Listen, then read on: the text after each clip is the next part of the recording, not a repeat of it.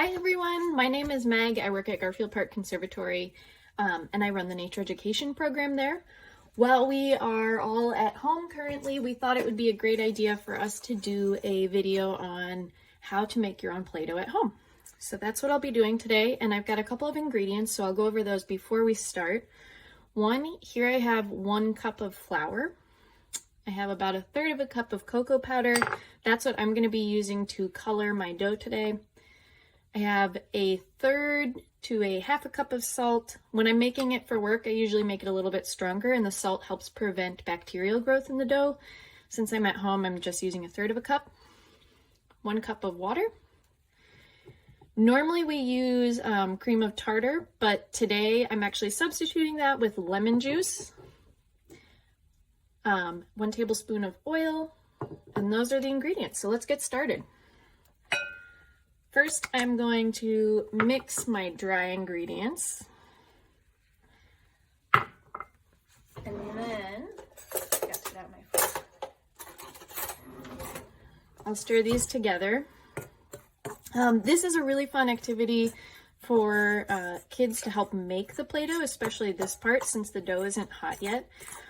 You can make this on the stove. I've actually had better luck making it in a microwave, so that's how we'll be making it today.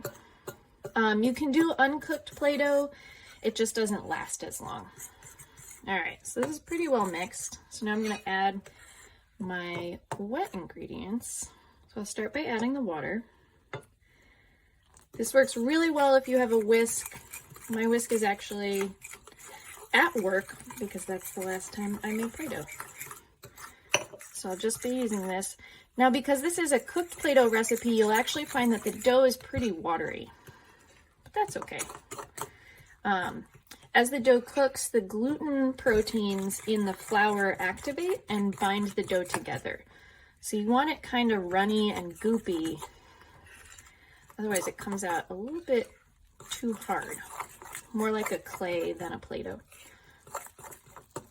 Alright, that's actually coming along pretty well.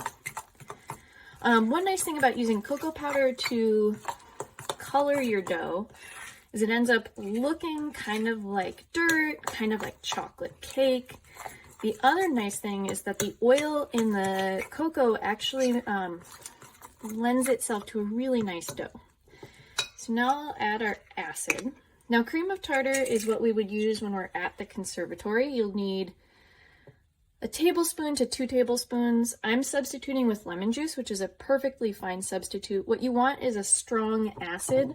You could even probably use vinegar, but I don't think it would be as nice to play with because of how strong the smell of vinegar is. That's added in.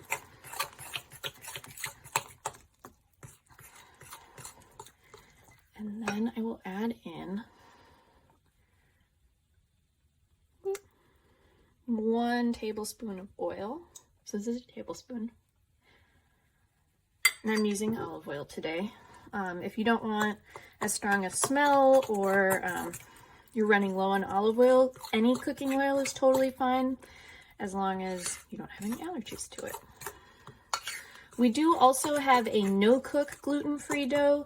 I've tried substituting gluten-free flour in this dough, and it comes out almost like a chicken cutlet. It's a really strange texture. So if you're interested in our gluten-free recipe, please let us know, and I'll be happy to do a tutorial on that. That is a no-cook recipe, is the best one I've found. All right, so I'm going to pop this in the microwave. We're going to microwave it for 2 minutes. And then every 30 seconds, I'll actually take out the bowl, scrape down the sides, and scrape the middle. So I'll come back and show you what that looks like. See you soon. So I did forget to mention this earlier. You do want to do this in a microwave-safe bowl just to save on the amount of dishes you have to do. And as you start, what I've noticed in the kind of bowls that I use, which are these Pyrex bowls, the sides and the bottom heat up before the middle of the bowl does. So just stirring it up every 30 seconds really helps keep the dough from getting overcooked in those areas. So here we're about 1.5 minutes into cooking, and you can really tell on the sides is where the dough has started to cook and come together, and then in the middle it's still pretty goopy. So I'll stir this down. Yep, I can tell stuff is stuck to the bottom too. And as you cook it more, you'll start to see these lumps form as you're stirring the dough, which is totally what we want to see. So I'm going to put this back in probably for another minute. It's been a while since I made Play-Doh in my microwave at home, so I'm relearning how long it takes in this microwave, and that is something that you'll have to kind of use a process of trial and error to figure out how much time your dough is going to need to cook in your specific microwave. So we'll be right back.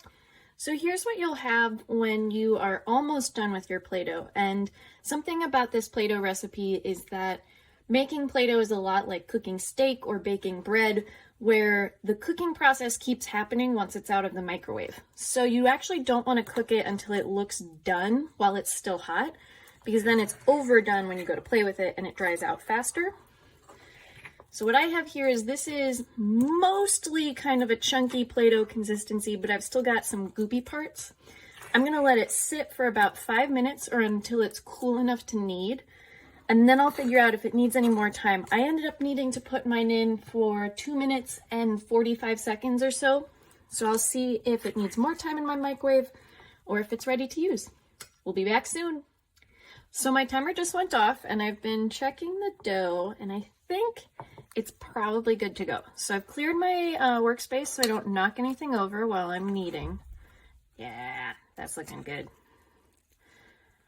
This is always fun to make at the conservatory because I do it in our staff room, and everyone who comes in thinks I'm baking chocolate cake in the microwave.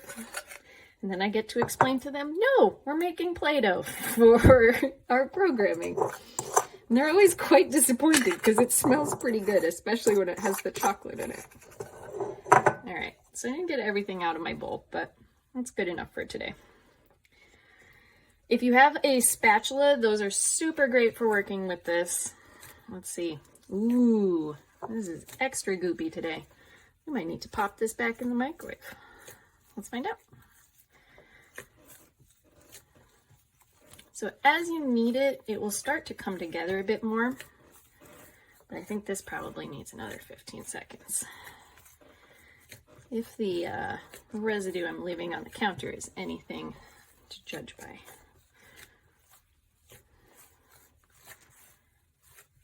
Maybe not. So one thing we have found is that just by kneading it, you can get it to come together pretty well. Let me clean up this part of the counter. This could probably use another 15 seconds, but it will also be fine just like this. Play-Doh texture is totally up to you, what you prefer.